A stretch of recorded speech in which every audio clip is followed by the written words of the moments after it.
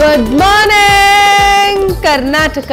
ಕನಕಪುರ ಹಾಗೂ ಚನ್ನಪಟ್ಟಣ ವಿಧಾನಸಭಾ ಕ್ಷೇತ್ರಗಳ ಜೆಡಿಎಸ್ ಅಭ್ಯರ್ಥಿ ಆಯ್ಕೆ ವಿಚಾರವಾಗಿ ನಡೆದ ಸಭೆಯಲ್ಲಿ ಎರಡೂ ಕ್ಷೇತ್ರಗಳ ಕಾರ್ಯಕರ್ತರು ಪಕ್ಷದ ವರಿಷ್ಠ ದೇವೇಗೌಡರ ಎದುರಲ್ಲೇ ಮಾತಿನ ಚಕಮಕಿ ನಡೆಸಿದಂತಹ ಘಟನೆ ಬಿಡದಿಯ ಮ್ಯಾಗ್ನೋಲಿಯಾ ರೆಸಾರ್ಟ್ನಲ್ಲಿ ನಡೆದಿದೆ.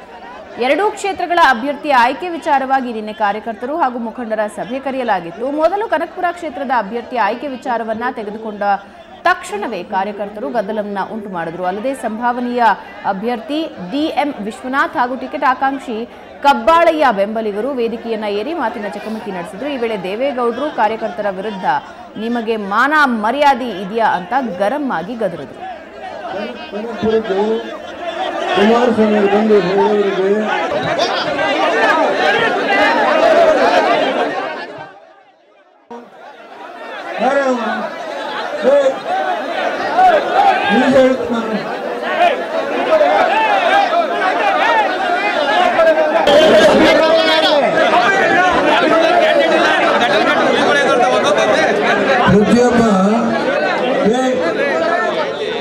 ಇವತ್ತು ಸರಿಯಪ್ಪ ಹೆಸರು ಸ್ವಾಗತ ನಡೀರಿ ಸರ್, ನಡೀರಿ.